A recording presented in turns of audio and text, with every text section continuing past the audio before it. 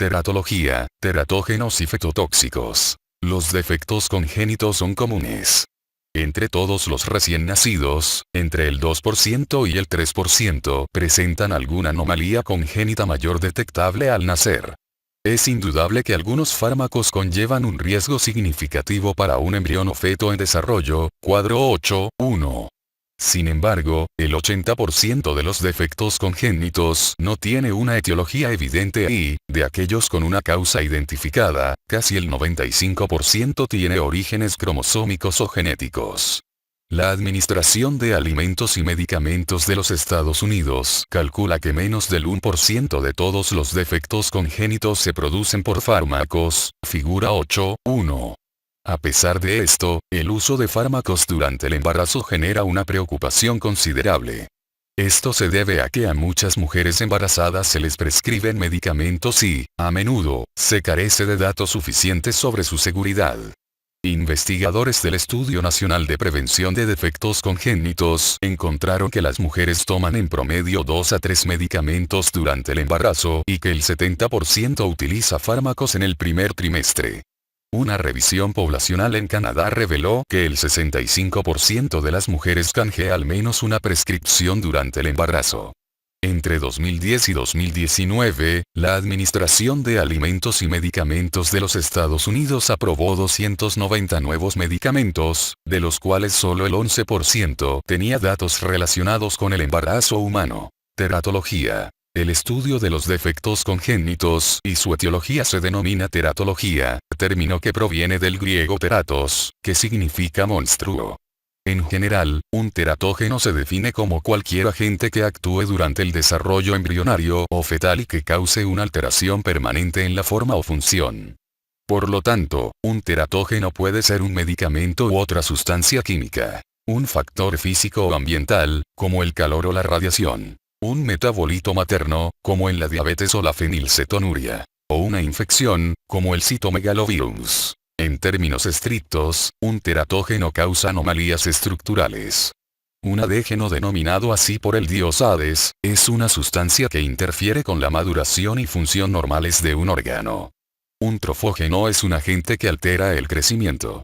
Las sustancias de estos dos últimos grupos casi siempre afectan el desarrollo durante el periodo fetal o postnatal, por lo que se consideran más como fetotoxinas que como teratógenos. Criterios para identificar la teratogenia. Las guías presentadas en el cuadro 8.2 fueron propuestas por Shepard como un marco para la discusión y han resultado útiles durante casi 30 años. Aunque no es necesario cumplir con cada criterio individual para establecer la teratogenia, deben considerarse los siguientes principios. La anomalía está completamente caracterizada. Es preferible que esta caracterización sea realizada por un genetista o especialista en dismorfología, ya que diferentes factores genéticos y ambientales pueden producir defectos similares. Es más fácil demostrar la causa cuando una exposición rara produce una anomalía rara, cuando se han identificado al menos 3 casos con la misma exposición y cuando el defecto es grave. La sustancia debe cruzar la placenta. Aunque casi todos los fármacos cruzan la placenta, el transporte debe ser en cantidad suficiente para influir directamente en el desarrollo embrionario o fetal, o para alterar el metabolismo materno-placentario y tener un efecto indirecto. La transferencia placentaria depende del metabolismo materno, de las características específicas del fármaco, como la unión a proteínas y almacenamiento, el tamaño molecular, la carga eléctrica, la solubilidad en lípidos y el metabolismo placentario, como el sistema enzimático citocromo P450. En el embarazo temprano, la placenta también tiene una membrana relativamente gruesa que ralentiza la difusión. La exposición debe ocurrir durante un periodo crítico del desarrollo. El periodo de preimplantación abarca las 2 semanas entre la fecundación y la implantación, conocido como el periodo de todo o nada. Conforme el cigoto se divide, una agresión que dañe un número considerable de células casi siempre produce la muerte del embrión. Sin embargo, si solo se lesionan unas pocas células, es posible la compensación, permitiendo el desarrollo normal. El periodo embrionario se extiende desde la 2ª hasta la 8ª semana después de la concepción. Incluye la organogénesis, por lo que es el periodo más crucial respecto a las malformaciones estructurales. Los periodos críticos de desarrollo de cada sistema orgánico se ilustran en la figura 7.2. El periodo fetal, que comienza 8 semanas después de la concepción, se caracteriza por la maduración y el desarrollo funcional continuados. Durante este tiempo, ciertos órganos conservan su vulnerabilidad. Existe sustento para una relación biológica factible. Dado que tanto los defectos congénitos como las exposiciones a fármacos son frecuentes, es posible que exista una relación temporal, pero no causal. Los hallazgos epidemiológicos deben ser consistentes. Como la valoración inicial de la exposición al teratógeno a menudo es retrospectiva, puede estar afectada por sesgos de recuerdo, informe insuficiente y evaluación incompleta de la población expuesta. Los factores de confusión potenciales incluyen las dosis variables, la farmacoterapia concomitante y las enfermedades maternas concurrentes. Las variables familiares y ambientales también pueden influir en el desarrollo de defectos congénitos. Por lo tanto, un criterio importante para la teratogenia es que 2 o más estudios epidemiológicos de alta calidad informen hallazgos similares. Por último, un riesgo relativo igual o mayor a 3 suele considerarse necesario para respaldar la hipótesis, mientras que un riesgo menor se interpreta con cautela. El teratógeno causa un defecto en estudios con animales. Este criterio no es obligatorio y, para fines de litigio, el establecimiento de una relación causal entre una exposición y un resultado en humanos requiere datos humanos. La falta de uso de estos principios y criterios ha contribuido a conclusiones erróneas sobre la seguridad de algunos fármacos de uso difundido. El prototipo de esta situación es el fiasco médico-legal en torno a Bendectin. Este antiemético era una combinación de doxilamina y piridoxina, con o sin diciclomina. Más de 30 millones de mujeres en todo el mundo utilizaron este fármaco, el cual era seguro y efectivo para tratar la náusea y el vómito en el embarazo temprano. La tasa de anomalías congénitas del 3% entre los fetos expuestos no era diferente de la tasa de fondo. A pesar de la considerable evidencia de que esta combinación de un antihistamínico y una vitamina B no es teratógena, Bendectin fue objeto de numerosas demandas legales, y la carga financiera de la defensa obligó a su retiro del mercado en 1983. Como consecuencia, las tasas de hospitalización por hiperémesis se duplicaron. Irónicamente, la combinación de doxilamina y piridoxina se comercializó nuevamente con el nombre comercial de Diplegis y fue aprobada por la Administración de Alimentos y Medicamentos de los Estados Unidos en 2013. Estudios en mujeres embarazadas. El estudio de la seguridad de medicamentos, o teratogenia, en mujeres embarazadas está lleno de complicaciones. En primer lugar, los estudios en animales son necesarios, pero insuficientes. Por ejemplo, la talidomida se consideró inocua en varias especies animales, pero causó focomelia en miles de niños nacidos en toda Europa entre finales de la década de 1950 y principios de la de 1960. En segundo lugar, los fármacos rara vez son aprobados por la Administración de Alimentos y Medicamentos de los Estados Unidos para una indicación relacionada con el embarazo. A pesar de la eliminación en la Common Rule de las mujeres embarazadas como población vulnerable, estas siguen siendo excluidas de manera rutinaria de la investigación. Por último, la concentración farmacológica y, por lo tanto, la exposición embriofetal se modifican por la fisiología del embarazo. Esto incluye cambios en el volumen de distribución, el gasto cardíaco, la absorción gastrointestinal, el metabolismo hepático y la eliminación renal. En ausencia de estudios de investigación, la asesoría se basa en informes o series de casos, estudios de casos y controles, estudios de cohorte y datos de registros de embarazo. Informes y series de casos. Muchos teratógenos importantes fueron descritos por primera vez por médicos que observaron la presencia de un defecto raro después de una exposición también rara. Esto se ha denominado el modelo del médico astuto. El síndrome de rubéola congénita fue identificado de esta manera por Greg, un oftalmólogo australiano cuyas observaciones desafiaron la noción de que el ambiente uterino era impermeable a los agentes nocivos. Otros teratógenos identificados a través de series de casos incluyen la talidomida y el alcohol. Shepard recomendó que el establecimiento de la teratogenia de esta manera requiere una exposición comprobada en un momento crítico del desarrollo y al menos 3 casos similares. Desafortunadamente, es menos probable identificar teratógenos si la exposición es poco frecuente, si los defectos son relativamente inespecíficos o si las anomalías se desarrollan en un pequeño porcentaje de los fetos expuestos. Una limitación importante de las series de casos es la falta de un grupo control. Estudios de casos y controles. Estos estudios comienzan con grupos de lactantes afectados, casos, y controles no afectados, y se estructuran para permitir una valoración retrospectiva de la exposición prenatal a sustancias particulares. Los estudios de casos y controles son una forma eficiente de estudiar resultados raros. Estos permiten a los investigadores valorar las relaciones y generar hipótesis útiles. Sin embargo, los estudios de casos y controles tienen el potencial inherente de sesgo por recuerdo. Es decir, los padres de un lactante afectado a menudo tienen mayor probabilidad de recordar la exposición que los padres de un niño sin daño. La confusión por indicación es otro problema. Es decir, la indicación para el fármaco pudo ser la causa del defecto congénito. Es importante mencionar que los registros de defectos congénitos tienen poder estadístico para detectar pequeñas diferencias que podrían no tener relevancia clínica. Grimes y Schulz advirtieron que, a menos que el índice de probabilidades en los estudios de casos y controles fuera más de 3 o 4 veces mayor, es posible que las relaciones observadas no fueran correctas. Estudio Nacional de Prevención de Defectos de Nacimiento. Patrocinado por el Congreso y coordinado por el Centro Nacional para Defectos de Nacimiento y Discapacidades del Desarrollo, el Estudio Nacional de Prevención de Defectos de Nacimiento se realizó entre 1997 y 2013 en 10 estados con programas activos de vigilancia de defectos congénitos. Es un excelente ejemplo de un estudio de casos y controles poblacional. El estudio incluyó alrededor de 32.000 casos y casi 12.000 controles. Se incluyeron nacidos vivos, mortinatos y embarazos a término.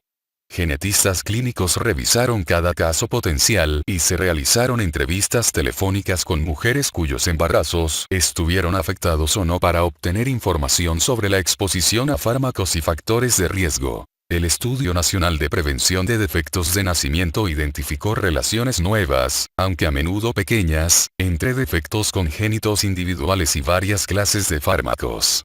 Estos incluyeron antibióticos, antidepresivos, antieméticos, antihipertensivos, fármacos para asma, antiinflamatorios no esteroideos y opioides. La diabetes pregestacional tuvo una relación significativa con 46 de 50 diferentes anomalías estudiadas.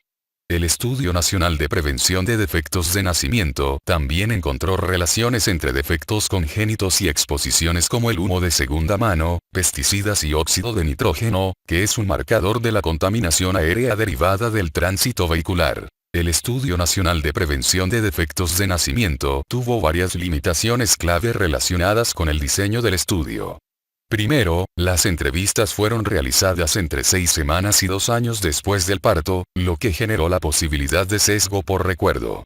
Por ejemplo, el 25% de las mujeres no pudo recordar qué antibiótico había tomado. Además, solo 2/3 de las mujeres aceptaron participar y hubo diferencias en grupo étnico y estado socioeconómico entre los casos y los controles. Es posible que estos factores hayan contribuido al sesgo por selección.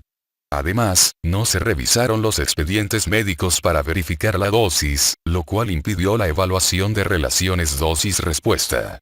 Por último, una limitación importante fue que, como el Estudio Nacional de Prevención de Defectos de Nacimiento incluyó solo un pequeño número de casos de cada defecto congénito y los analizó para muchas exposiciones maternas diferentes, no fue posible hacer un ajuste para comparaciones múltiples. Como resultado, es probable que algunas de las relaciones observadas se deban a la casualidad. Como ejemplo, el estudio de antibióticos y defectos congénitos incluyó 43 comparaciones e identificó 4 relaciones significativas, pero la mera casualidad predijo que se identificarían 2 relaciones. Es importante señalar que el Estudio Nacional de Prevención de Defectos de Nacimiento pudo identificar índices de probabilidades con significancia estadística para los cuales el riesgo absoluto era bastante bajo. Tales hallazgos tienen la posibilidad de complicar la asesoría y el tratamiento prenatal. En muchos casos, el riesgo identificado por el Estudio Nacional de Prevención de Defectos de Nacimiento fue de un caso por cada 1000 embarazos expuestos. Estudios de cohorte. Estos estudios inician con cohortes de mujeres embarazadas expuestas o no expuestas a un fármaco particular. El porcentaje de lactantes o niños afectados con defectos congénitos se examina en cada cohorte. Como los defectos congénitos individuales son raros, los estudios de cohorte requieren un tamaño de muestra muy grande. Los conjuntos de datos de Medicaid y las bases de datos de reclamaciones de seguros privados se utilizan a menudo para los estudios de cohorte de teratogenia en Estados Unidos. La incapacidad de ajustar las variables de confusión, como la indicación para la que se requería el medicamento, es una limitación importante de este diseño de estudio. Registros de embarazo. Las sustancias con potencial nocivo pueden ser vigiladas por los médicos que inscriben de manera prospectiva los embarazos expuestos en un registro. La Administración de Alimentos y Medicamentos de los Estados Unidos mantiene una página web activa de registros de exposición en el embarazo. Hasta 2021, incluye registros para 115 fármacos individuales y para grupos de fármacos usados para tratar el asma, el trastorno por déficit de atención e hiperactividad, enfermedades autoinmunitarias, cáncer, diabetes, epilepsia, hepatitis B y C, infección por el virus de inmunodeficiencia humana, hipercolesterolemia, errores congénitos del metabolismo, enfermedad intestinal inflamatoria, esclerosis múltiple, narcolepsia, enfermedad psiquiátrica y rechazo de trasplante. Al igual que en las series de casos, los registros de exposición se ven obstaculizados por la falta de un grupo de control. La prevalencia de una anomalía identificada en un registro requiere conocimiento de la prevalencia basal de esa anomalía en la población. Por lo general, los investigadores utilizan un registro de defectos congénitos para evaluar la prevalencia en la población. Un ejemplo es el Programa de Defectos Congénitos de Atlanta Metropolitano, que es un programa de vigilancia activa establecido en 1967 para fetos y lactantes con defectos congénitos. Asesoría para exposición a fármacos. Las preguntas sobre el uso de medicamentos y drogas ilegales deben formar parte de la atención preconcepcional y prenatal de rutina. Es común que exista información errónea al respecto. Las personas tienden a subestimar el riesgo general de defectos congénitos en la población y a exagerar los riesgos potenciales asociados con la exposición a un fármaco.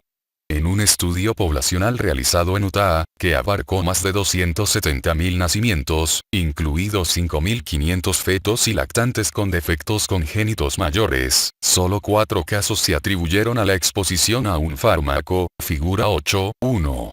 Aún así, Corren y colaboradores informaron que una cuarta parte de las mujeres expuestas a fármacos no teratógenos creían tener un riesgo del 25% de anomalías fetales. La información incorrecta puede verse amplificada por informes inexactos en la prensa general. Una asesoría experta puede reducir la ansiedad considerablemente e incluso evitar la interrupción del embarazo. Existen diversas fuentes disponibles para ayudar a los médicos a proporcionar información precisa y actualizada sobre los riesgos. Con los recientes cambios en los requisitos de etiquetado de la Administración de Alimentos y Medicamentos de los Estados Unidos, que se describen más adelante, la información para la prescripción de los fabricantes se ha vuelto cada vez más útil. Se recomienda utilizar este contenido para la asesoría inicial. Los estudios de investigación publicados pueden identificarse mediante PubMed, una herramienta de base de datos gratuita del Centro Nacional de Información Biotecnológica. Además, bases de datos en línea como ReproTox, TERIS y catálogo en línea de agentes teratógenos de Shepard ofrecen revisiones detalladas de los riesgos asociados con medicamentos. LactMed, una base de datos de la Biblioteca Nacional de Medicina, se centra específicamente en el uso de fármacos durante la lactancia. Sus entradas sobre fármacos específicos describen las concentraciones en la leche materna y los efectos potenciales en el lactante. Al final, es responsabilidad del médico interpretar la información sobre los riesgos. En este análisis se consideran la dosis y la vía de administración del fármaco, el momento de la exposición durante el embarazo, otros fármacos utilizados y los trastornos médicos subyacentes. Finalmente, también se debe sopesar el riesgo que implica la falta de tratamiento. Requisitos de etiquetado. En 1979, la Administración de Alimentos y Medicamentos de los Estados Unidos desarrolló un sistema de clasificación por letras A, B, C, D, X, para proporcionar una guía terapéutica en la prescripción de fármacos durante el embarazo.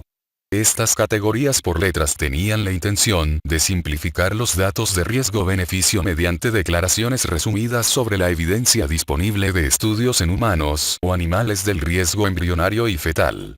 Desafortunadamente, la información sobre el riesgo de los fármacos a menudo es incompleta, lo que llevó a una confianza excesiva en la definición de la categoría. Para corregir estas deficiencias, la Administración de Alimentos y Medicamentos de los Estados Unidos creó en 2014 y 2020 nuevos requisitos de etiquetado que entraron en vigor en 2015. La etiqueta ahora proporciona un marco para ayudar en la toma de decisiones sobre la prescripción, comunicando de manera más clara los riesgos y beneficios. Actualmente, la información sobre cada fármaco incorpora un resumen detallado de los riesgos, consideraciones clínicas y datos disponibles. Cuadro 8.3. Se incluye información de registros cuando está disponible. Cada fármaco cuenta con una subsección sobre la lactancia y una sección que describe los riesgos potenciales en mujeres y hombres con capacidad reproductiva. Además de los riesgos vinculados con fármacos específicos, la etiqueta debe incluir el riesgo general de defectos congénitos mayores y aborto espontáneo en la población. Debido al nivel de detalle de las nuevas etiquetas, la información puede ser indispensable para la asesoría. Presentación de la información sobre el riesgo. La asesoría no solo debe abordar los riesgos embrionarios y fetales por la exposición a fármacos, sino también los riesgos e implicaciones genéticas del trastorno para el que se administra el fármaco. Además, se deben describir los riesgos relacionados con la falta de tratamiento de la enfermedad. La forma en que se presenta la información también afecta la percepción. Por ejemplo, las mujeres que reciben información negativa, como una probabilidad del 2% de que su recién nacido tenga malformaciones, tienen mayor probabilidad de percibir un riesgo exagerado en comparación con aquellas que reciben información positiva, como una probabilidad del 98% de que su recién nacido no presente malformaciones. En lugar de citar un índice de probabilidad más alto, puede ser útil proporcionar un riesgo absoluto para un defecto particular o el riesgo atribuible, que es la diferencia entre la prevalencia en individuos expuestos y no expuestos. La relación entre los corticosteroides orales y el labio hendido parece mucho más preocupante cuando se presenta como una triplicación, o un aumento del 200%, del riesgo que cuando se describe como un aumento de 1 a 3 casos por cada 1000, o como una probabilidad del 99,7% de que no se desarrolle el defecto después de la exposición. Con algunas notables excepciones, la mayoría de los fármacos prescritos con frecuencia pueden usarse con relativa seguridad durante el embarazo. Muchos de los fármacos descritos en este capítulo son teratógenos de bajo riesgo, es decir, fármacos que producen defectos en menos de 10 de cada 1000 exposiciones maternas. Debido a que los riesgos asociados con los teratógenos de bajo riesgo son tan próximos a la tasa general de anomalías fetales en la población, es probable que no representen un factor sustancial para decidir si se continúa el tratamiento de una enfermedad importante. Todas las mujeres tienen una probabilidad aproximada del 3% de tener un feto o recién nacido con una anomalía mayor. Aunque la exposición a un teratógeno confirmado puede elevar este riesgo, la magnitud del aumento suele ser solo del 1% o 2%, o, en el peor de los casos, del doble o triple. El concepto de riesgo frente a beneficio es a menudo central en la asesoría.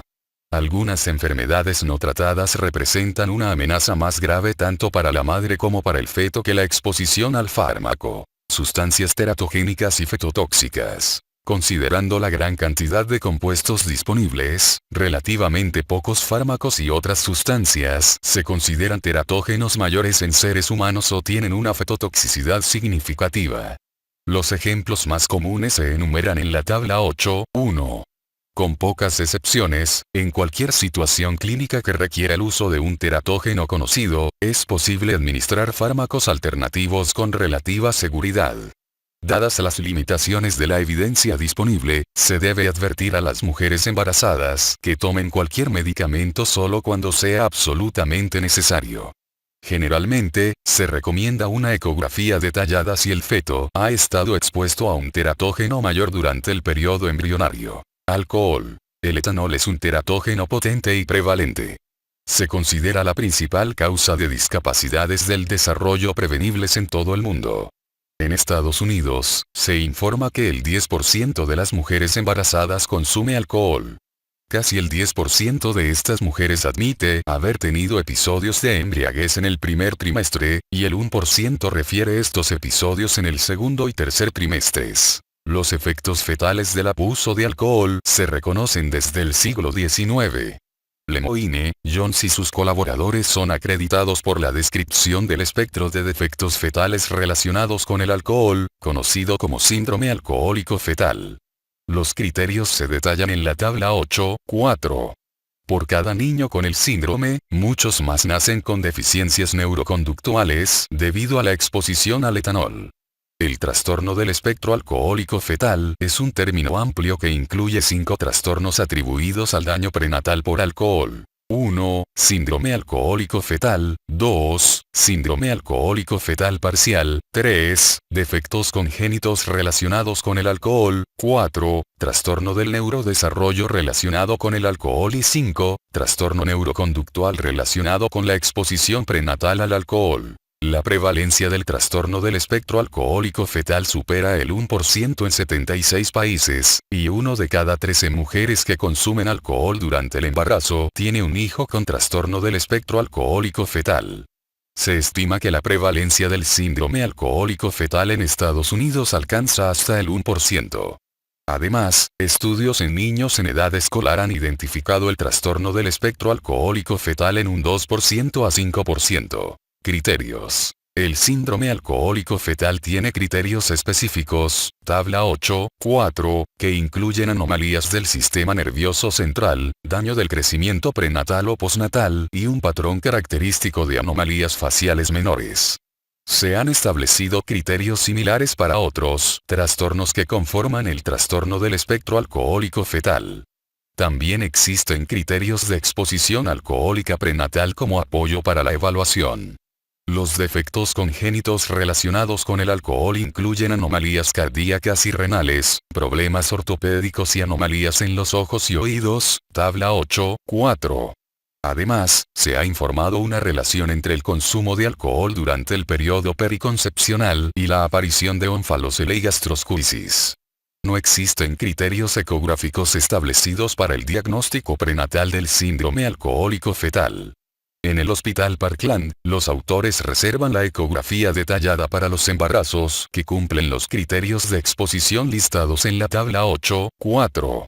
También se debe considerar la evaluación del crecimiento fetal en el tercer trimestre. La vulnerabilidad fetal al alcohol se ve modificada por factores genéticos y ambientales, el estado nutricional, la coexistencia de enfermedades maternas y la edad materna. Sin embargo, se cree que el consumo excesivo de alcohol representa un riesgo particularmente alto de defectos congénitos relacionados con el alcohol, y también se ha vinculado con un mayor riesgo de muerte fetal.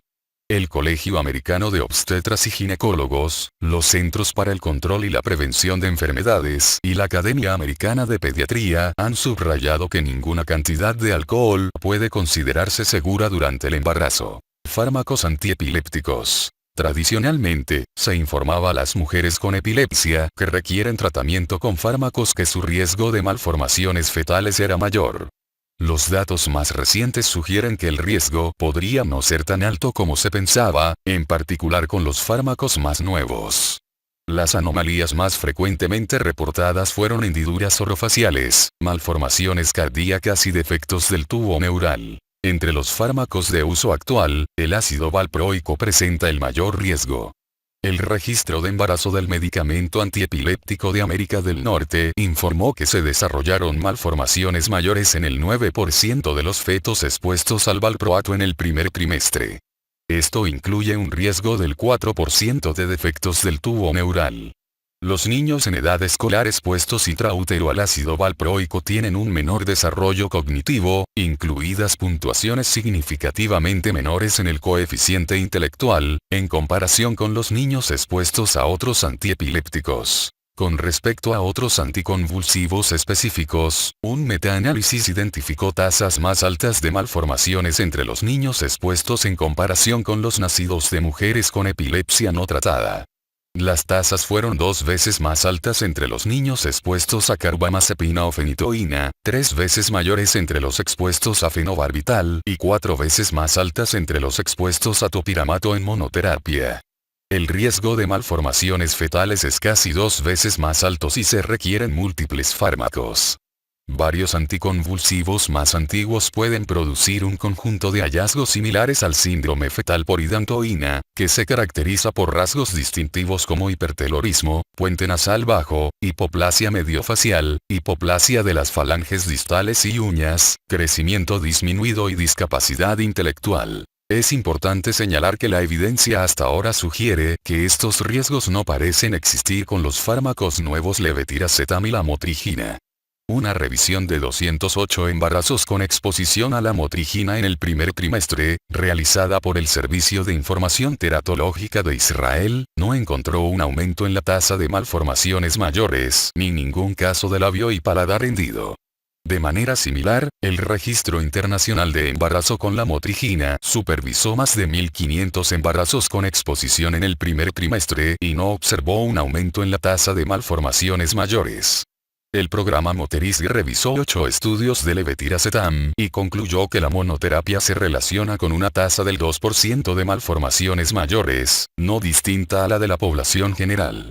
En fecha más reciente, una revisión de 465 embarazos informada en el registro de embarazo con levetiracetam no encontró evidencia de teratogenia. Se alienta a los médicos a inscribir a sus pacientes embarazadas tratadas con un antiepiléptico en el registro de embarazo del medicamento antiepiléptico de América del Norte. El tratamiento de la epilepsia durante el embarazo se describe en el capítulo 63. Inhibidores de la enzima convertidora de angiotensina y bloqueadores del receptor para angiotensina. Estos fármacos pueden causar fetopatía por inhibidores de la enzima convertidora de angiotensina. El desarrollo renal normal depende del sistema renina-angiotensina fetal. Un inhibidor de esta enzima puede causar hipotensión fetal e hipoperfusión renal, lo que provoca isquemia y anuria consecuentes. La hipoperfusión puede causar restricción del crecimiento fetal y desarrollo anómalo de la calvaría, y el oligohidramnios puede conducir a hipoplasia pulmonar y contracturas de las extremidades. Dado que los bloqueadores del receptor para angiotensina tienen un mecanismo de acción similar, las preocupaciones sobre la fetotoxicidad se han extendido a toda esta clase de fármacos.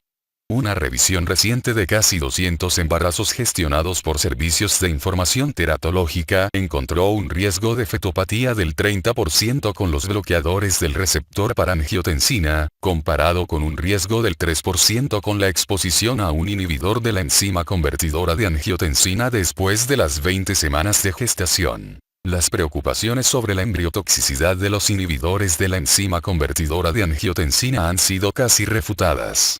En 2006, una revisión de 29.000 lactantes de la base de datos de Medicaid de Tennessee identificó un riesgo 2 a 3 veces mayor de anomalías neonatales cardíacas y del sistema nervioso central entre los 209 que habían tenido exposición prenatal a un inhibidor de la enzima convertidora de angiotensina. Estudios más grandes subsiguientes no corroboraron estas observaciones. En un estudio de cohorte retrospectivo de más de 460.000 embarazos, los riesgos de defectos congénitos no fueron más altos con inhibidores de la enzima convertidora de angiotensina que con otros antihipertensivos. De igual manera, una revisión de 1,3 millones de embarazos del archivo analítico de Medicaid no encontró un mayor riesgo de malformaciones con la exposición a un inhibidor de la enzima convertidora de angiotensina después de ajustar por factores de confusión como la diabetes. Por tanto, se puede tranquilizar a las mujeres con exposición inadvertida a estos fármacos en el primer trimestre. Es importante señalar que, dadas las múltiples opciones farmacológicas para tratar la hipertensión durante el embarazo, descritas en el capítulo 53, los inhibidores de la enzima convertidora de angiotensina y bloqueadores del receptor para angiotensina deben evitarse durante el embarazo. Fármacos antimicóticos. Entre esta clase de fármacos, el fluconazol se ha relacionado con un patrón de malformaciones congénitas similar al síndrome de Antley-Bixler autosómico recesivo. Las anomalías incluyen hendiduras bucales, facies anormal, así como anomalías cardíacas, craneales, de huesos largos y articulares. Estos hallazgos solo se han informado con el tratamiento crónico en el primer trimestre y en dosis altas, de 400 a 800 miligramos al día. Con respecto al tratamiento con dosis bajas de candidiasis vulvovaginal, el programa Moterisy realizó una revisión sistemática de embarazos con exposición a fluconazol por vía oral en el primer trimestre, con una dosis total de 150 o 300 miligramos. El riesgo general de defectos congénitos no fue mayor, aunque no se pudo descartar un pequeño aumento en las tasas de malformaciones cardíacas. Un estudio de cohorte poblacional en Dinamarca identificó un aumento del riesgo de 3 veces para la tetralogía de Fallot después de la exposición a dosis bajas de fluconazol. La prevalencia natal de la tetralogía de Fallot aumentó de 3 a 10 casos por 10.000 nacimientos. Es notable que los investigadores no identificaron riesgos más altos para otros 14 defectos congénitos previamente vinculados con la exposición a dosis altas de antimicóticos tipo azol. Una revisión subsiguiente de más de 37.000 embarazos con exposición a fluconazol en el primer trimestre no identificó una relación con anomalías cardíacas. Con base en los riesgos publicados, los autores no realizan una ecografía detallada ni ecocardiografía fetal después de la exposición a dosis bajas de fluconazol. Antiinflamatorios. Antiinflamatorios no esteroideos. Esta clase de fármacos incluye tanto al ácido acetil salicílico como a los antiinflamatorios no esteroideos habituales, como el ibuprofeno y la indometacina.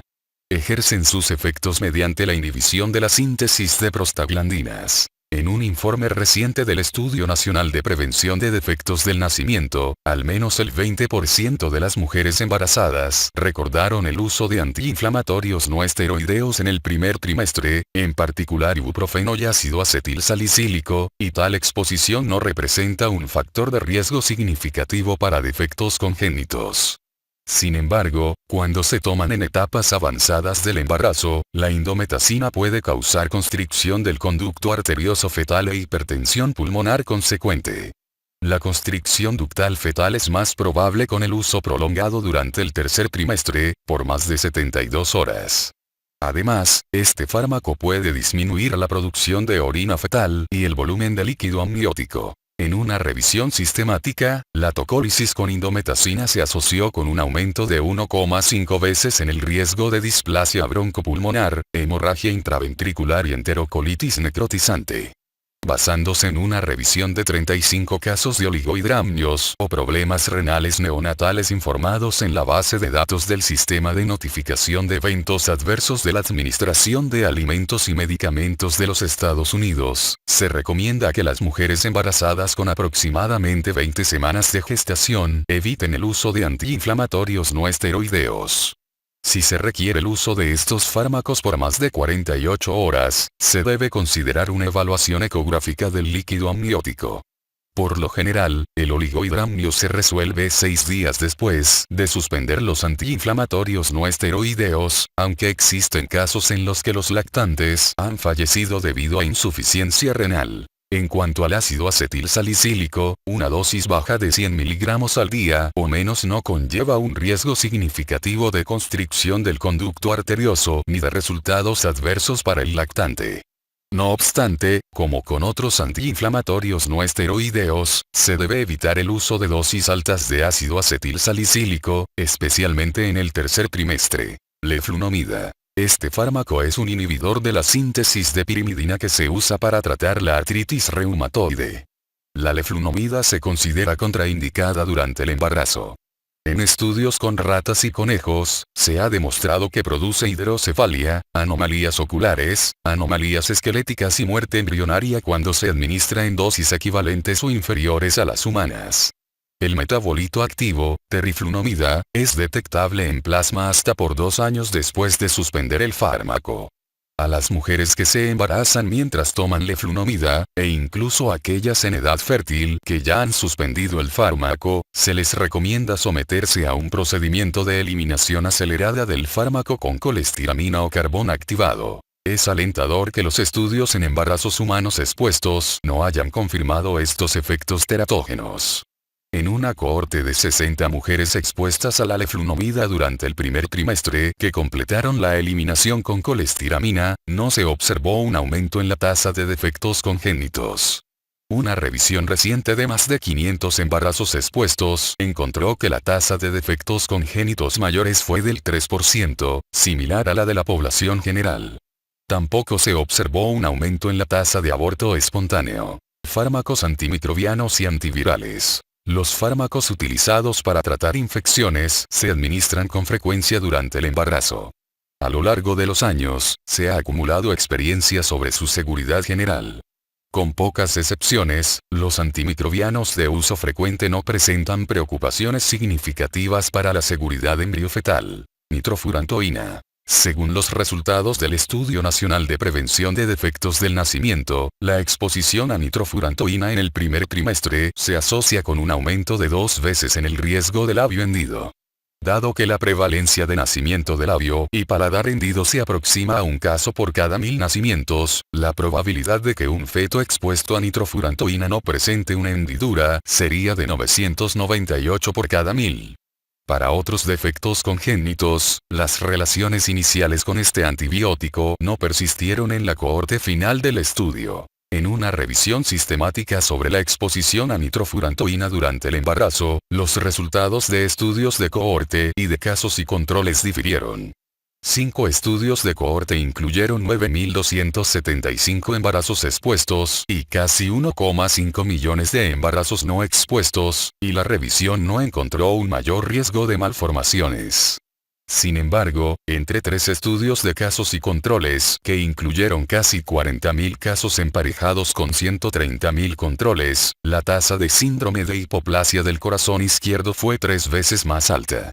Como contexto, este aumento en el riesgo produciría una prevalencia natal menor a un caso por cada 1000 lactantes expuestos. La nitrofurantoína se considera contraindicada en mujeres embarazadas con sospecha o diagnóstico de deficiencia de glucosa, 6-fosfato deshidrogenasa debido al riesgo de anemia hemolítica y otras anomalías hematológicas. En ausencia de esta deficiencia, el Colegio Americano de Obstetras y Ginecólogos concluyó en 2019 que el uso de nitrofurantoína en el primer trimestre es apropiado si no se dispone de alternativas adecuadas. Sulfonamidas. Estos fármacos, a menudo combinados con trimetoprim, se utilizan para tratar infecciones durante el embarazo. Una indicación es el tratamiento de infecciones por Staphylococcus aureus resistente a meticilina. El Estudio Nacional de Prevención de Defectos del Nacimiento, que incluyó 107 embarazos con exposición periconcepcional a trimetoprim sulfametoxazol y defectos congénitos, identificó un riesgo 5 veces mayor de tener un lactante con atresia esofágica o hernia diafragmática. Similar a los hallazgos con la exposición a nitrofurantoína, este grado de aumento conferirá un riesgo aproximado de un caso por cada 1000 lactantes expuestos para estos defectos congénitos seleccionados. Sin embargo, estos hallazgos no se han confirmado en otros informes. Una revisión del programa de evaluación del riesgo de exposición a medicamentos durante el embarazo incluyó más de 7.500 recién nacidos expuestos en el primer trimestre a trimetoprim sulfametoxazol. En comparación con recién nacidos no expuestos o expuestos a penicilinas o cefalosporinas, no se identificó un mayor riesgo de anomalías congénitas. El Colegio Americano de Obstetras y Ginecólogos considera que las sulfonamidas son apropiadas para su uso en el primer trimestre si no se disponen de alternativas adecuadas. Las sulfonamidas se consideran contraindicadas en mujeres embarazadas con deficiencia conocida o sospechada de glucosa, 6-fosfato deshidrogenasa debido al riesgo de anemia hemolítica y otras anomalías hematológicas. Además, las sulfonamidas desplazan la bilirrubina de los sitios de unión con proteínas. Por tanto, si se administran cerca del momento de un parto prematuro, en teoría estos fármacos podrían agravar la hiperbilirrubinemia neonatal. Sin embargo, una revisión basada en la población de más de 800.000 nacimientos en Dinamarca no encontró una relación entre la exposición a sulfametoxazol en el embarazo avanzado y la ictericia neonatal. Tetraciclinas. Estos fármacos no se utilizan con frecuencia en mujeres embarazadas. Se han relacionado con una coloración amarillenta o parda de los dientes temporales cuando se utilizan después de las 25 semanas de gestación. Sin embargo, el riesgo de caries dental posterior no es mayor. La doxiciclina tiene una menor capacidad de unirse al ortofosfato de calcio que otras tetraciclinas y es preferible en caso necesario. Una revisión sistemática de embarazos expuestos a doxiciclina no identificó tasas más altas de defectos congénitos ni tinción de los dientes temporales. Ribavirina. Este antiviral análogo de nucleócido es un componente del tratamiento para la infección por hepatitis C, descrita en el capítulo 58. La ribavirina causa defectos congénitos en múltiples especies animales en dosis mucho menores que las recomendadas para uso humano. Las malformaciones informadas incluyen anomalías craneales, palatinas, oculares, esqueléticas y gastrointestinales. El fármaco tiene una vida media de 12 días y persiste en los compartimientos extravasculares después de suspender el tratamiento. Las mujeres tratadas deben usar 2 formas de anticoncepción y realizarse pruebas de embarazo mensuales mientras reciben el fármaco y durante 6 meses después de su suspensión. El uso de ribavirina también está contraindicado en varones con una pareja embarazada. Fármacos antineoplásicos. El tratamiento del cáncer durante el embarazo incluye muchos quimioterapéuticos que, en general, se consideran al menos potencialmente tóxicos para el embrión, el feto o ambos. Para muchas de las terapias novedosas con anticuerpos monoclonales designadas como antineoplásicos, existe poca información sobre su seguridad. El Programa Nacional de Toxicología realizó una revisión de 300 embarazos con exposición en el primer trimestre e identificó malformaciones mayores en el 14%. El tratamiento del cáncer durante el embarazo se describe en el capítulo 66. A continuación, se detallan los riesgos relacionados con algunos agentes para los cuales se ha acumulado experiencia en el embarazo. Ciclofosfamida. Este compuesto alquilante ejerce una agresión química en los tejidos fetales en desarrollo, causando muerte celular y alteraciones en el ácido desoxirribonucleico heredables en las células sobrevivientes. Las tasas de pérdida del embarazo son más altas, y las anomalías fetales informadas incluyen anomalías esqueléticas, defectos en las extremidades, paladar hendido y anomalías oculares. El riesgo calculado de una anomalía mayor es del 18%. Los lactantes sobrevivientes pueden presentar anomalías del crecimiento y retrasos en el desarrollo. La exposición ambiental entre los trabajadores de la salud se asocia con un mayor riesgo de aborto espontáneo. Metotrexato. Este antagonista del ácido fólico es un teratógeno potente. Se utiliza en la quimioterapia contra el cáncer, inmunosupresión para enfermedades autoinmunitarias y psoriasis, así como en el tratamiento no quirúrgico del embarazo ectópico y para el aborto médico. Actúa de manera similar a la aminopterina, que ya no se usa en la clínica, y puede causar un conjunto de defectos conocidos como síndrome de metotrexato-aminopterina fetal. Las anomalías craneofaciales relacionadas incluyen craneosinostosis con cráneo en hoja de trébol, puente nasal ancho, orejas de implantación baja y micrognatía. La exposición también se ha vinculado con anomalías del sistema nervioso central, defectos cardíacos y anomalías en las extremidades. Existen descripciones de daño intelectual. Se considera que la mayor vulnerabilidad del embrión ocurre entre las 8 y 10 semanas posteriores a la concepción y con dosis de al menos 10 miligramos por semana. Sin embargo, esto no tiene aceptación universal. Debido a su distribución, el metotrexato puede permanecer en el cuerpo por periodos prolongados. Por tanto, la exposición preconcepcional no está exenta de riesgo. La dosis estándar de 50 miligramos por metro cuadrado administrada para tratar el embarazo ectópico o inducir el aborto supera el límite de dosis de 10 miligramos por semana. Los informes describen anomalías cardíacas, en particular defectos conotroncales, en embarazos intrauterinos tratados por error con metotrexato debido a la sospecha de embarazo ectópico. Tamoxífeno. Este modulador selectivo del receptor estrogénico no esteroideo se utiliza como tratamiento adyuvante para el cáncer de mama.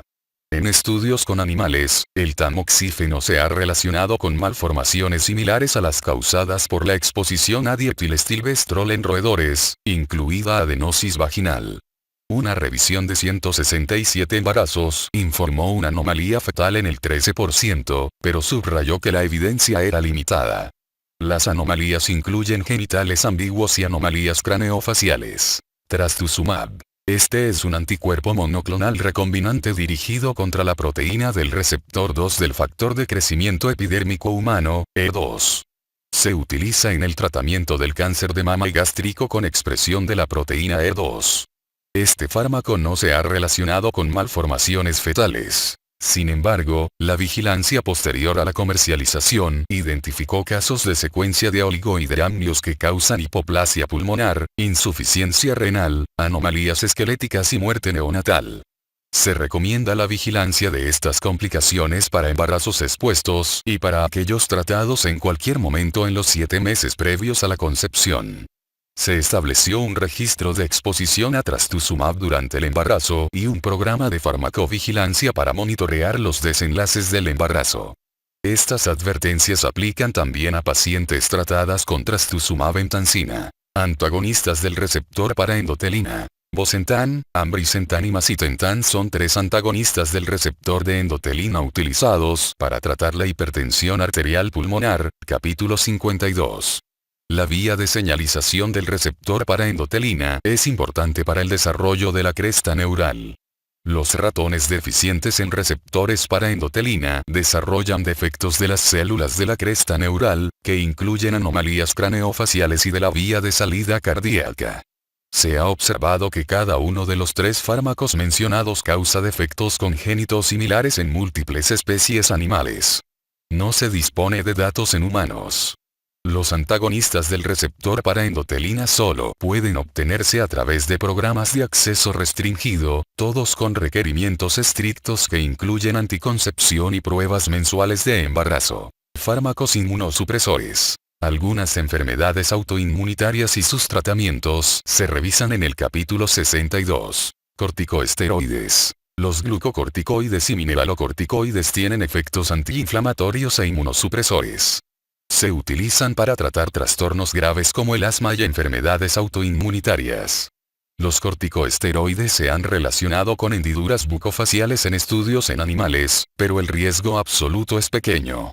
En un metaanálisis de estudios de casos y controles realizado por el Motorisk Program, la exposición a corticoesteroides sistémicos se asoció con un aumento de 3 veces en la tasa, con un riesgo absoluto de 3 hendiduras por cada 1000 fetos expuestos.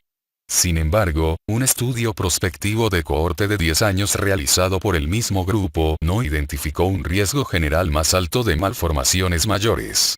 Con base en estos hallazgos, no se considera que los corticoesteroides representen un riesgo teratógeno significativo. Los riesgos potenciales relacionados con la prednisona o la metilprednisolona se consideran menores en comparación con otros corticoesteroides. La prednisolona, el metabolito activo de la prednisona, se inactiva mediante la enzima placentaria 11, beta-hidroxiesteroide deshidrogenasa 2. Por lo tanto, se considera que su transferencia al feto es menos efectiva. Micofenolato mofetilo. Este inhibidor de la inosina monofosfato deshidrogenasa y un compuesto relacionado, el ácido micofenólico, son inmunosupresores. Se utilizan para prevenir el rechazo en receptores de trasplantes y para tratar enfermedades autoinmunitarias, capítulo 62. El micofenolato es un potente teratógeno.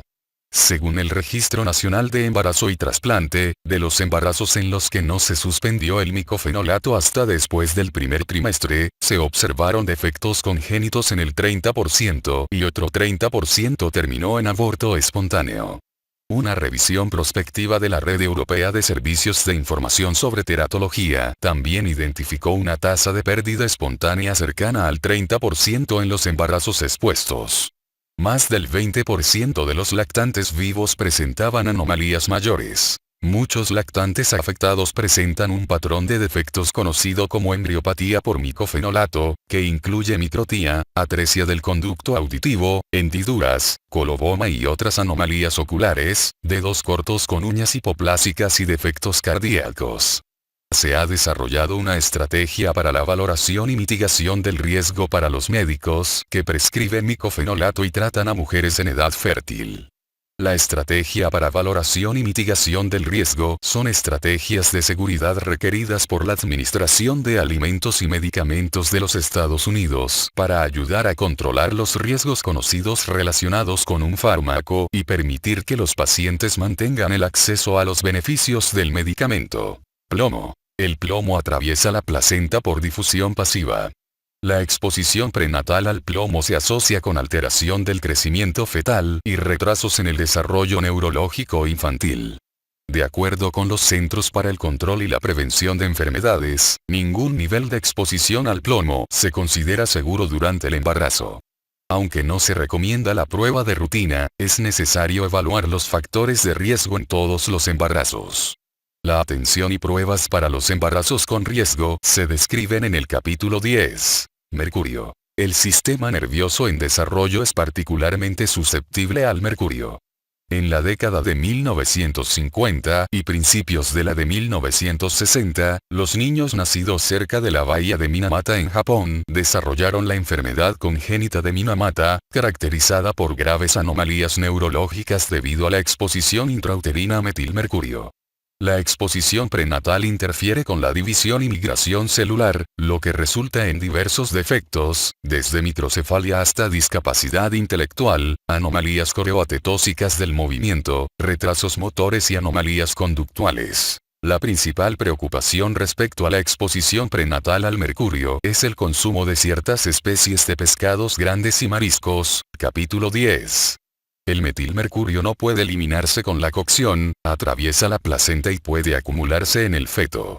La Administración de Alimentos y Medicamentos de los Estados Unidos recomienda que las mujeres embarazadas y madres que amamantan eviten el consumo de caballa real, marlín, reloj anaranjado, tiburón, pez espada, blanquillos y atún ojo grande. Fármacos psiquiátricos. El tratamiento de enfermedades psiquiátricas durante el embarazo, incluidas las descripciones de los riesgos y beneficios de varios fármacos psiquiátricos, se describe en el capítulo 64. Fármacos antipsicóticos. Ningún fármaco antipsicótico se considera teratógeno.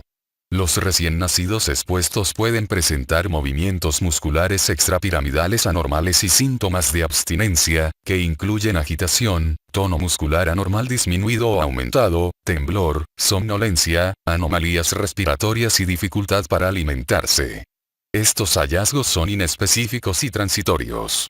Una alerta de la Administración de Alimentos y Medicamentos de los Estados Unidos incluyó todos los fármacos de esta clase, incluyendo fármacos antiguos como el haloperidol y la clorpromacina, así como fármacos más recientes como aripiprazol, olanzapina, quetiapina y risperidona. Litio. Este fármaco se ha relacionado con la anomalía de Epstein, una rara malformación cardíaca que, por lo general, afecta a solo 1 de cada 20.000 nacimientos.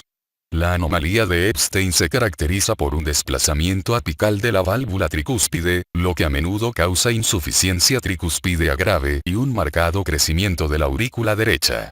Un informe inicial del registro de bebés expuestos al litio sugirió que el riesgo de anomalía de Epstein era de hasta un 3%. Sin embargo, estudios posteriores identificaron un riesgo atribuible de anomalía de Epstein y otras anomalías cardíacas derechas concurrentes de solo 1 a 4 casos por cada 1000 embarazos expuestos. El Estudio Nacional de Prevención de Defectos de Nacimiento encontró que solo 1 de 135 casos de anomalía de Epstein ocurrió en presencia de exposición a litio. La toxicidad neonatal por litio deriva de la exposición cercana al nacimiento. El fabricante recomienda que, de ser posible, la dosis se reduzca o se suspenda el fármaco 2 o 3 días antes del parto para reducir este riesgo. Los hallazgos pueden persistir hasta por 2 semanas e incluyen arritmias cardíacas, hipoglucemia, diabetes insípida nefrógena y un síndrome de lactante laxo. Este último incluye hipotonía, dificultad respiratoria o apnea, bradicardia, cianosis y dificultades para la alimentación. Inhibidores selectivos de la recaptación de serotonina y noradrenalina. Estos fármacos han sido estudiados más que casi cualquier otro, aparte de Bendectin. Como clase, no se consideran teratógenos mayores. La única excepción es la paroxetina, que se ha vinculado con un riesgo ligeramente mayor de anomalías cardíacas, en particular de efectos septales auriculares y ventriculares. Los metaanálisis han identificado un índice de probabilidad acumulado de apenas 1,3 para paroxetina y anomalías cardíacas.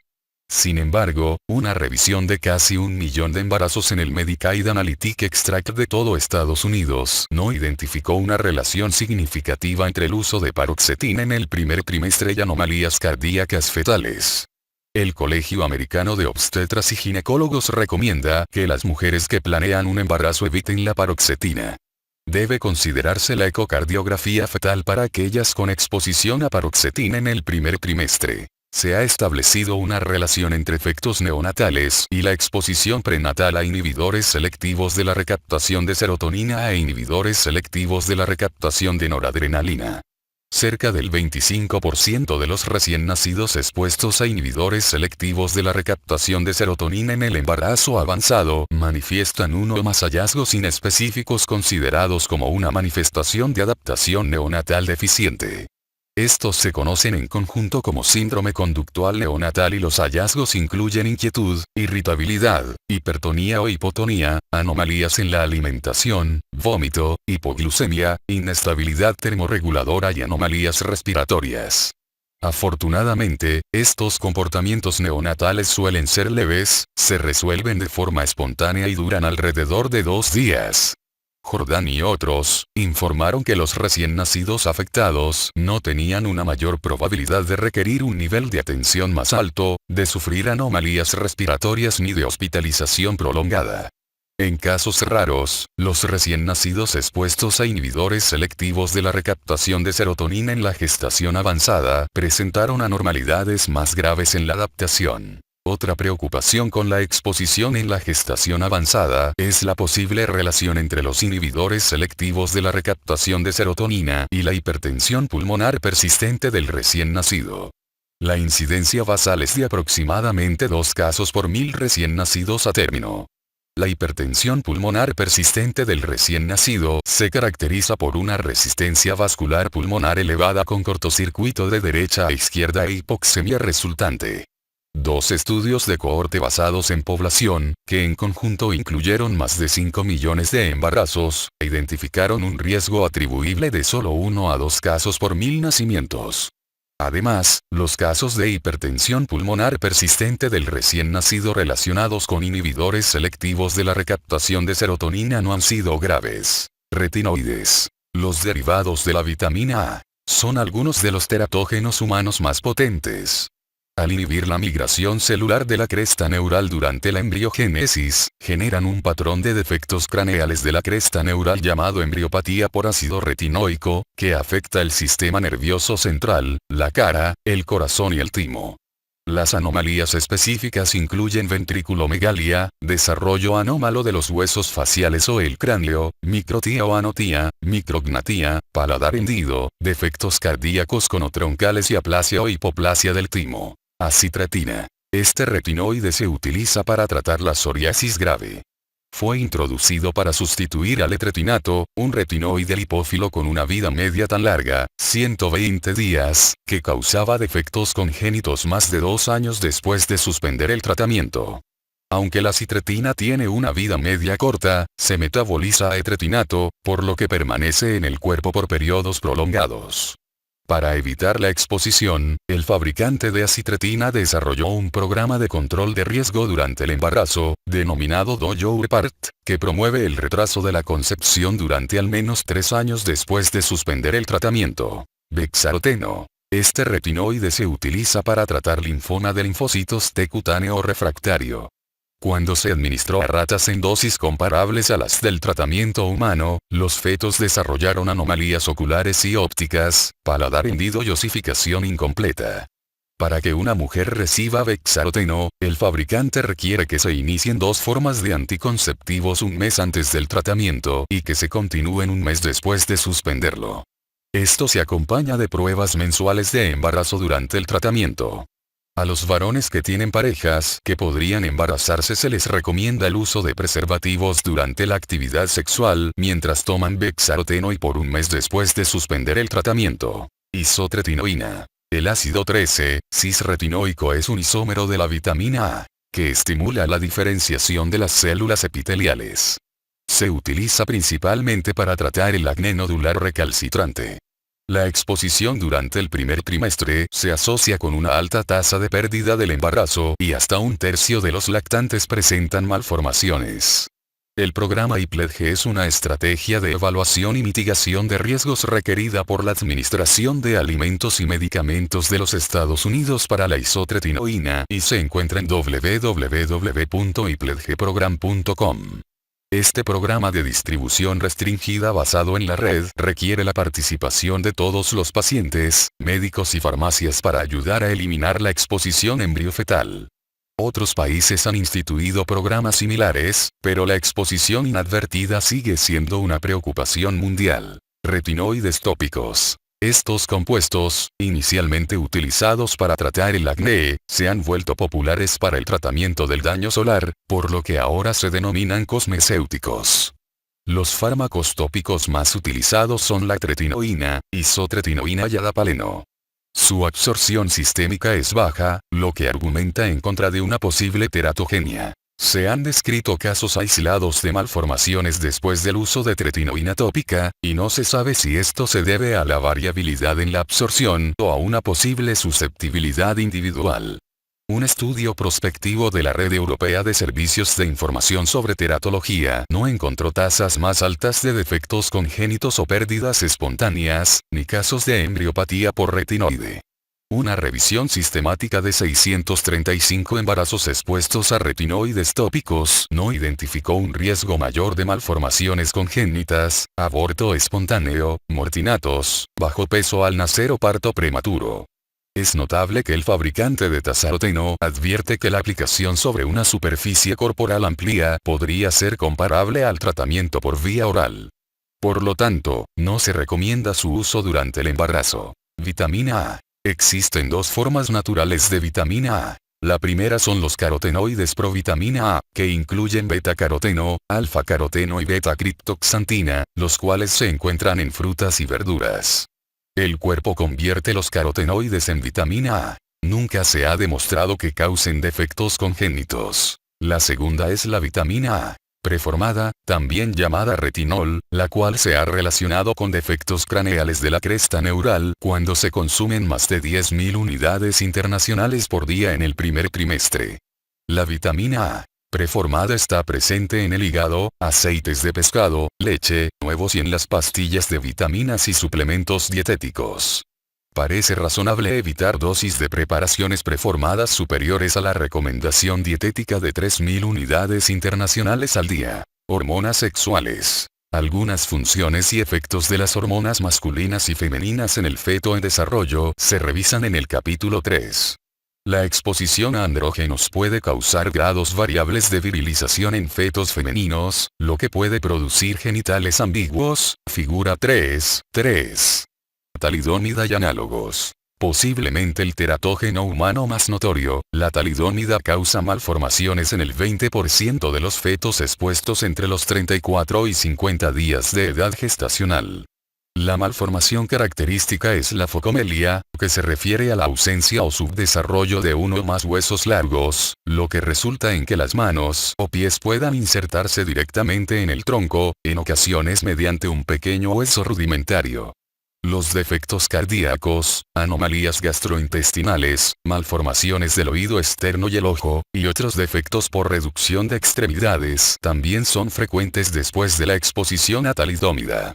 El fabricante indica que hasta el 40% de los recién nacidos afectados no sobreviven el periodo neonatal. La talidómida se comercializó fuera de Estados Unidos de 1956 a 1960, antes de conocer su efecto teratógeno. El desastre consecuente, con miles de niños afectados, fue ilustrativo respecto a varios principios teratológicos importantes. En primer lugar, la placenta no es una barrera efectiva para la transferencia de sustancias tóxicas de la madre al embrión. En segundo lugar, diferentes especies manifiestan una variabilidad considerable en su susceptibilidad a fármacos y compuestos químicos, es decir, la talidómida no produjo defectos en múltiples especies de roedores y se asumió que era segura para los seres humanos. Por último, el momento de la exposición puede estar estrechamente relacionado con el tipo de defecto.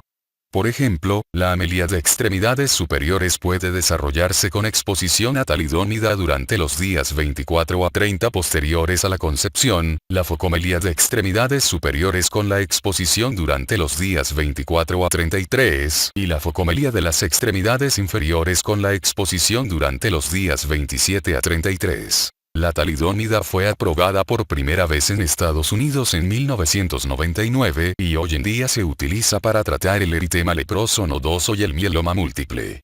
La Administración de Alimentos y Medicamentos de los Estados Unidos exige un programa de distribución restringida basado en la red para la talidómida, llamado Talomid REMS, que es obligatorio antes de que los pacientes, médicos y farmacias puedan acceder al fármaco. La lenalidómida y la pomalidómida son análogos de la talidómida.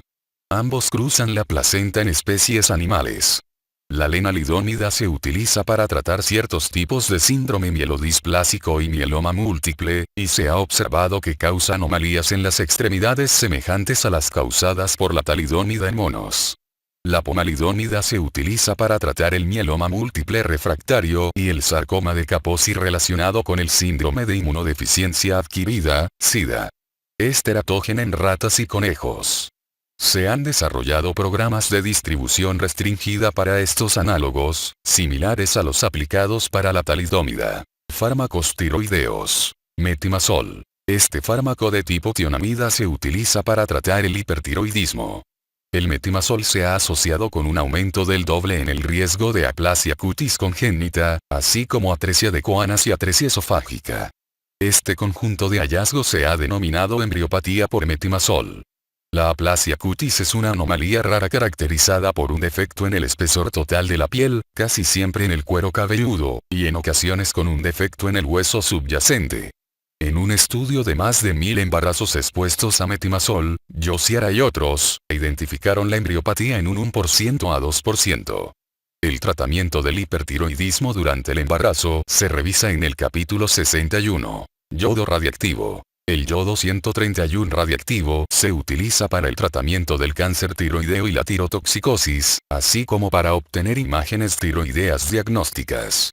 También es un componente del tratamiento con yodo 131 tocilizumab, que se emplea para un tipo de linfoma no Hodgkin.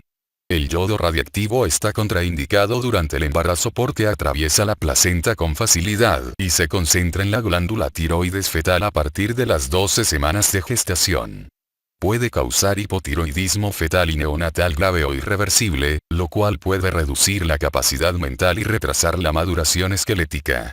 Debe realizarse una prueba de embarazo antes de administrar yodo radiactivo 131, y se recomienda evitar el embarazo durante 6 a 12 meses después del tratamiento.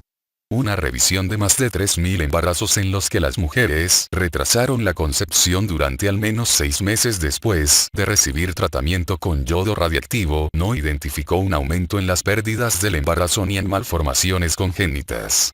Las preocupaciones para la madre que amamanta derivan de la exposición mamaria al radioisótopo warfarina. Este anticoagulante es un antagonista de la vitamina K con una vida media prolongada.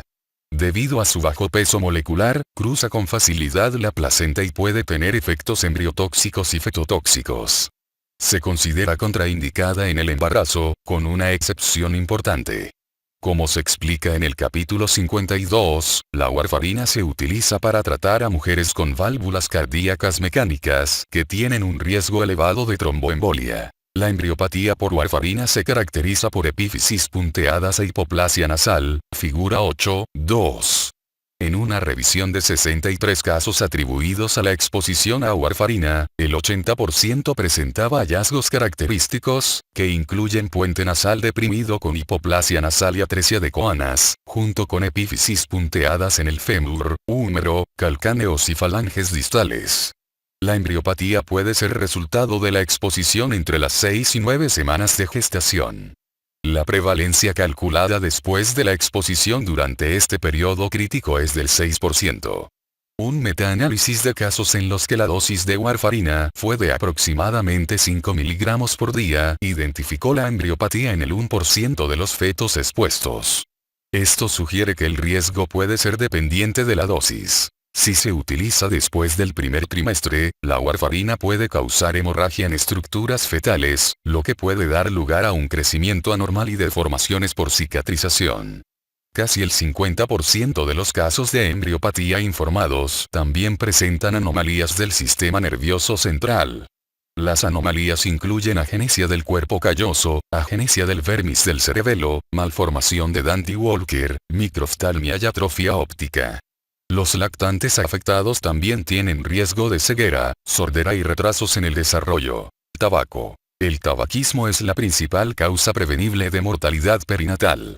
Al menos el 7% de las mujeres informa el consumo de cigarrillos durante el embarazo. El humo del cigarrillo contiene una mezcla compleja de nicotina, cotinina, cianuro, tiocianato, monóxido de carbono, cadmio, plomo y varios hidrocarburos. Además de ser fetotóxicas, muchas de estas sustancias tienen efectos vasoactivos o reducen la concentración de oxígeno. Aunque el tabaco no se considera un teratógeno humano mayor, hay informes de algunos defectos congénitos que ocurren con mayor frecuencia después de la exposición. El tabaquismo y la exposición al humo secundario se han vinculado con un riesgo hasta 1,5 veces mayor de hendiduras bucofaciales. Esto equivale a un riesgo atribuible de aproximadamente un caso por cada 2.000 nacimientos. Es posible que las propiedades vasoactivas del humo del tabaco puedan causar defectos congénitos relacionados con alteraciones vasculares. Por ejemplo, se ha informado que la prevalencia de la secuencia de Poland, que se debe a la interrupción del suministro vascular en un lado del tórax fetal y el brazo ipsilateral, ocurre 2 veces más a menudo entre las fumadoras. El Estudio Nacional de Prevención de Defectos Congénitos también encontró una relación entre el tabaquismo activo o pasivo y los defectos por reducción de extremidades, así como un aumento general del riesgo en un 25%. También se ha informado un ligero incremento en el riesgo de anomalías cardíacas fetales que podría estar relacionado con la dosis. La complicación obstétrica más prevalente del tabaquismo es la reducción del crecimiento fetal dependiente de la dosis. Los recién nacidos de madres que fuman pesan en promedio 200 gramos menos que los de mujeres no fumadoras. El tabaquismo duplica el riesgo de bajo peso al nacer y eleva el riesgo de restricción del crecimiento fetal 2 a 3 veces. Por tanto, el tabaquismo explica el 15% de los recién nacidos con bajo peso al nacer. Incluso el humo secundario aumenta el riesgo de bajo peso al nacer. Otros resultados adversos del embarazo relacionados con el tabaquismo incluyen parto prematuro, rotura de membranas antes del trabajo de parto, placenta previa y desprendimiento placentario. Cerca de 1/3 de los casos de síndrome de muerte súbita del lactante se ha atribuido al tabaquismo. Los riesgos de asma y obesidad infantiles también son más altos. Cuando se pregunta sobre el consumo de tabaco, los profesionales deben incluir los productos alternativos de nicotina. Todas las formas de nicotina cruzan la placenta y ninguna se considera segura durante el embarazo. Los productos de vapeo o cigarrillos electrónicos calientan un líquido que contiene nicotina y, a menudo, contaminantes adicionales junto con un producto saborizante. La nicotina se relaciona con efectos adversos en el cerebro fetal y el desarrollo pulmonar. En los adultos, el vapeo se ha vinculado con una lesión pulmonar grave conocida como EVALI, lesión pulmonar relacionada con cigarrillos electrónicos o vapeo. Los estudios en animales sobre el uso de la hookah, en la que el humo del tabaco es filtrado a través de un recipiente con agua, demostraron un menor peso al nacer y un aumento de marcadores de estrés cardíaco. Se debe recomendar encarecidamente el cese del tabaquismo. El asesoramiento incluye evitar el humo secundario y todos los productos de reemplazo de nicotina, como los parches, goma de mascar y pastillas. Existe una línea telefónica de los Centros para el Control y la Prevención de Enfermedades a la que se puede acceder llamando al 1-800-KID-NO. La Fuerza de Tareas de Servicios Preventivos de Estados Unidos recomienda ofrecer intervenciones conductuales en la visita inicial y continuarlas durante todo el embarazo. Productos medicinales herbarios. En grandes estudios de encuestas en Norteamérica y Europa, entre el 30% y el 60% de las mujeres informa el uso de remedios herbales durante el embarazo. Estos productos no están regulados por la Administración de Alimentos y Medicamentos, y existen pocos estudios con grupos de control que evalúen su seguridad y eficacia. Por lo general, se desconocen la identidad, cantidad y pureza de cada ingrediente. Los autores de una revisión sistemática reciente, que incluyó más de 1 millón de embarazos, concluyeron que en ausencia de más datos de seguridad, debe desalentarse el uso de productos medicinales herbales durante el embarazo. Algunos remedios herbales y sus efectos adversos informados se presentan en el cuadro 8.5. Abuso de sustancias. El abuso de sustancias no es infrecuente durante el embarazo. La evaluación de los resultados atribuibles al consumo de drogas ilegales a menudo se complica por factores como la salud deficiente, desnutrición y enfermedades infecciosas de la madre. El abuso de múltiples sustancias complica aún más la evaluación de los resultados relacionados con cualquier droga. Además, las sustancias ilegales pueden contener contaminantes tóxicos como plomo, cianuro, herbicidas y pesticidas. Las impurezas agregadas como diluyentes pueden tener efectos perinatales adversos graves de manera independiente. Como se indicó antes, el alcohol es un teratógeno significativo. Al ser de consumo legal y estar presente de manera ubicua, su consumo confunde el estudio de la teratogenia de drogas ilegales. De igual manera, el consumo de tabaco confunde el efecto de las drogas en el crecimiento fetal. Cocaína. Con este estimulante del sistema nervioso central, la mayoría de los resultados adversos se deben a sus efectos vasoconstrictores e hipertensivos. Las complicaciones maternas potenciales graves son hemorragia cerebrovascular, daño miocárdico y desprendimiento placentario. Los estudios sobre anomalías congénitas y exposición a cocaína han tenido resultados contradictorios, pero se han informado relaciones con paladar hendido, anomalías cardiovasculares y de las vías urinarias. El consumo de cocaína también se relaciona con restricción del crecimiento fetal y parto prematuro. Los niños expuestos durante la etapa fetal tienen riesgo de anomalías conductuales y daños cognitivos. Marihuana. Esta es la droga recreativa que se utiliza con mayor frecuencia durante el embarazo. Con base en los datos de la Encuesta Nacional sobre Consumo de Drogas y Salud, casi el 4% de las mujeres embarazadas informó el consumo de marihuana en 2014. Entre las mujeres con diagnóstico de náuseas y vómitos del embarazo, la prevalencia del consumo de marihuana aumentó del 7% al 11% entre 2009 y 2016. Resulta preocupante que el aumento en la prevalencia se relacione con la percepción de seguridad y eficacia. En un estudio de 400 dispensarios de cannabis, casi el 70% recomendaba a una persona que llamó haciéndose pasar por una mujer embarazada con 8 semanas de gestación y náuseas, el consumo de marihuana. Sin embargo, no hay datos que respalden la eficacia de la marihuana para las náuseas y vómitos del embarazo, pero existen preocupaciones de seguridad. Los cannabinoides no se consideran teratógenos mayores, pero cruzan la placenta y los cannabinoides endógenos tienen roles clave en el desarrollo cerebral. En animales, los cannabinoides participan en la proliferación, migración y diferenciación neuronales. Los resultados adversos en el desarrollo informados en niños expuestos incluyen disminución de la capacidad de atención y puntuaciones más bajas en pruebas de solución de problemas visuales y coordinación visuomotora. Los datos sobre los resultados del embarazo están limitados por la confusión con el riesgo de consumo concomitante de tabaco. En un metaanálisis de casi 8.000 embarazos expuestos, solo aquellos con consumo concomitante de tabaco tuvieron tasas más altas de parto prematuro y bajo peso al nacer. El Colegio Americano de Obstetras y Ginecólogos señaló que los efectos de la marihuana pueden ser tan graves como los del tabaquismo o el consumo de alcohol. Debido a las preocupaciones sobre el neurodesarrollo, las mujeres embarazadas o que contemplan un embarazo deben evitar el consumo de marihuana. Metanfetamina. Esta amina simpático-mimética proviene de la dextroanfetamina. Intensifica la liberación de dopamina y bloquea su recaptación. La metanfetamina se prescribe para tratar el trastorno por déficit de atención e hiperactividad y la narcolepsia. El abuso ha ido en aumento en Estados Unidos desde finales de la década de 1980. La metanfetamina no se considera un teratógeno.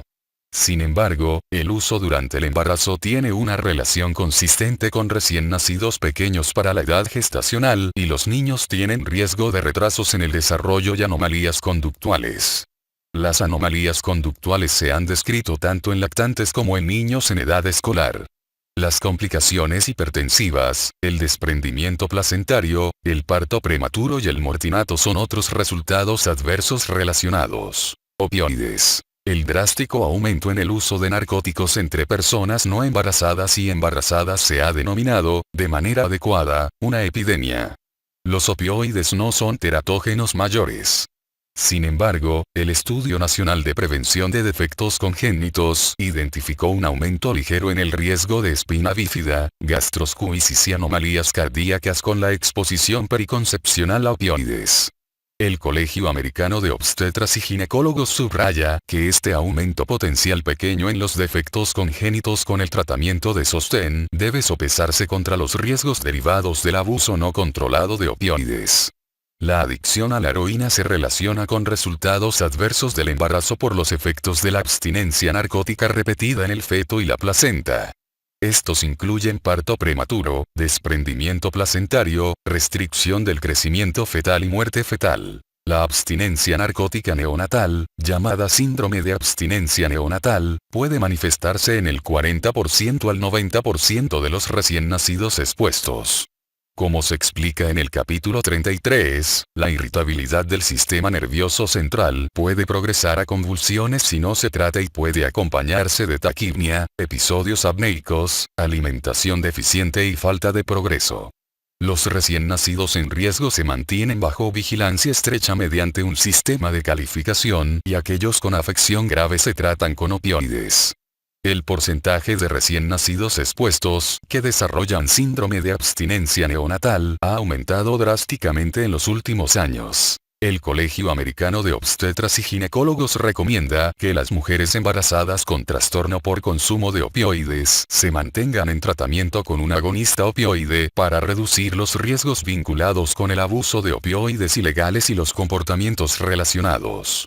El tratamiento incluye buprenorfina, que puede ser administrada por un médico con licencia para prescribirla en un consultorio, o metadona, casi siempre a través de un programa de tratamiento opioide ambulatorio autorizado.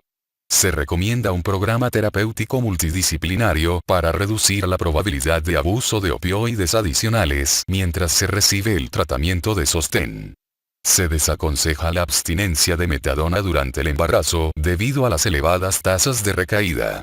En el Parkland Hospital, a las consumidoras de opioides embarazadas que rechazan el tratamiento de sostén, se les ofrece hospitalización para reducción gradual controlada con metadona. El objetivo es reducir la probabilidad de síndrome de abstinencia neonatal. Fármacos diversos. La fenciclidina o PCP, conocida también como polvo de ángel, no se relaciona con anomalías congénitas. Sin embargo, más de la mitad de los recién nacidos expuestos experimenta síntomas de abstinencia caracterizados por temblores, inquietud e irritabilidad. El tolueno es un solvente de uso común en pinturas y pegamento. Hay informes de que la exposición laboral conlleva riesgos fetales significativos. Cuando las mujeres abusan de él en el embarazo temprano, se relaciona con embriopatía por tolueno, que tiene un fenotipo similar al síndrome alcohólico fetal. Las anomalías incluyen deficiencia de crecimiento prenatal y postnatal, microcefalia, hipoplasia facial media, fisuras palpebrales cortas y puente nasal ancho. Hasta el 40% de los niños expuestos tiene retrasos en el desarrollo.